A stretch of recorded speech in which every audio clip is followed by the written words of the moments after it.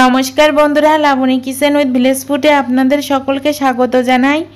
আমরা কিন্তু সবাই দোকানের মতো পারফেক্ট মুসমুসে ফুলকো ফুলকো বেগুনি ঘরে বসেই বানাতে চাই, কিন্তু কিভাবে বেগুনি বানালে ফুলকো হবে, ভাজার পরেও 3-4 ঘন্টা মুসমুসে বজায় থাকবে এবং সেই সাথে সাথে বেগুনির গায়ে তেলও লেগে থাকবে না, সেই রেসিপিটি আজকে আমি আপনাদের সাথে শেয়ার করব।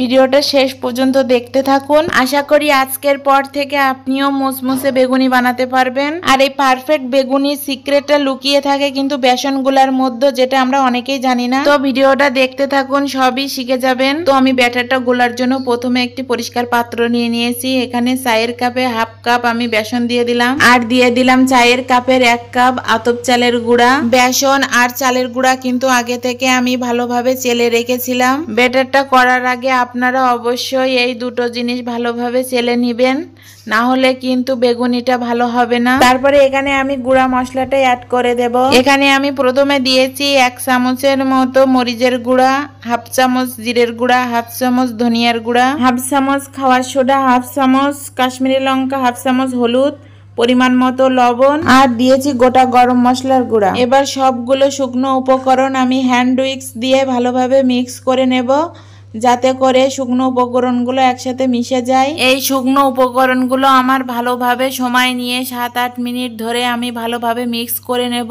যাতে করে কোথাও দলা বেঁধে না থাকে। তো আমার শুকনো উপকরণগুলো কিন্তু ভালোভাবে মিক্স করা হয়ে গেছে। এবারে আমি অল্প অল্প করে জল দিয়ে ব্যাটারটা গুলে নেব। আপনারা কিন্তু একবারে জল দিয়ে গুলতে যাবেন না। একবারে জল দিয়ে গুলতে গেলে ব্যাটারটা কিন্তু একেবারে হালকা হয়ে যাবে। হাতে একটু সময় নিয়ে অল্প অল্প করে জল দিয়ে ব্যাটারটা আমি গুলে নেব। আপনাদের কাছে হ্যান্ড উইক্স না থাকলে আপনারা কাঁটা চামচ দিয়ে কিন্তু গোলাটা গুলতে পারেন। তো আমি আবারও একটু জল দিয়ে দিলাম, দিয়ে ভালো করে গুলিয়ে নেব।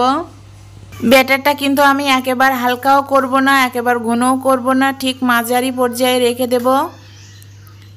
আমার কিন্তু এখানে আরো একটু জল দিতে হবে।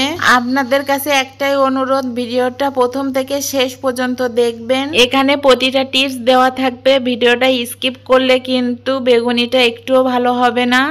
তাই চেষ্টা করবেন প্রথম থেকে শেষ পর্যন্ত দেখার। এখানে আমি আর একটু পরিমাণ জল দিয়ে দিলাম, দিয়ে ব্যাটারটা আমি আরো ভালোভাবে গুলিয়ে নেব। আপনারা এখানে খেয়াল রাখবেন, ব্যাটারটা হালকা হয়ে গেলে বেগুনের গায়ে লাগবে না, আর ব্যাটারটা ঘন হয়ে গেলে কিন্তু বেগুনিটা ফুলে উঠবে না। সেজন্য মিডিয়াম ঠিক এরকমভাবে রাখতে হবে। আপনারা আঙুল দিয়ে দেখবেন, আঙুলের চারিপাশটা লেগে গেলে বুঝবেন যে আমার ব্যাটারটা হয়ে গেছে। তো কিন্তু আমার এখানে ব্যাটারটা একেবারে রেডি হয়ে গেছে। আপনারা যদি বাইরে রেস্টুরেন্টের মতো কালার আনতে চান তাহলে এখানে একটু ফুড কালার ব্যবহার করতে পারেন। এবার আমি প্যানের পরে কড়াই বসিয়ে দেব, তাতে আমি পর্যাপ্ত পরিমাণ তেল দিয়ে দিলাম, যতটুকু হলে আমি ভালোভাবে ভাজতে পারবো। তারপরে আমি বেগুনটা ব্যাটারের সাথে ভালোভাবে মাখিয়ে নেব।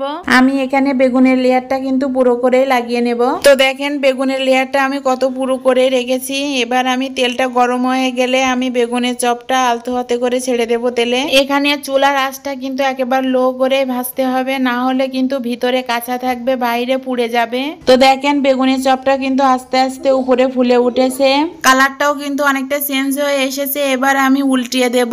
উপরের পাশটা কিন্তু আমার লাল হয়ে গেছে, আর নিচের পাশটা ভাজতে কিন্তু আমার একটু টাইম লাগেনি। তো দেখেন কত সুন্দর লাল আর মুসমুসে হয়েছে। আর এই বেগুনের রেসিপিটা কিন্তু আমি এক বাবুচির কাছ থেকেই শিখেছি। আমি এইটার মতো কিন্তু সবগুলো বেগুনি এক এক করে ভেজে নেব। তো দেখেন আমার সবগুলো বেগুনি কিন্তু ভালোভাবে ভাজা হয়ে গেছে। কালারটা কিন্তু সেই অসাধারণ এবং লোভনীয় হয়েছে। এই বেগুনিটা কিন্তু আপনারা 3 থেকে 4 ঘন্টা পর্যন্ত রেখে দিতে পারবেন, এরকমই শক্ত আর ক্রিস্পি থাকবে।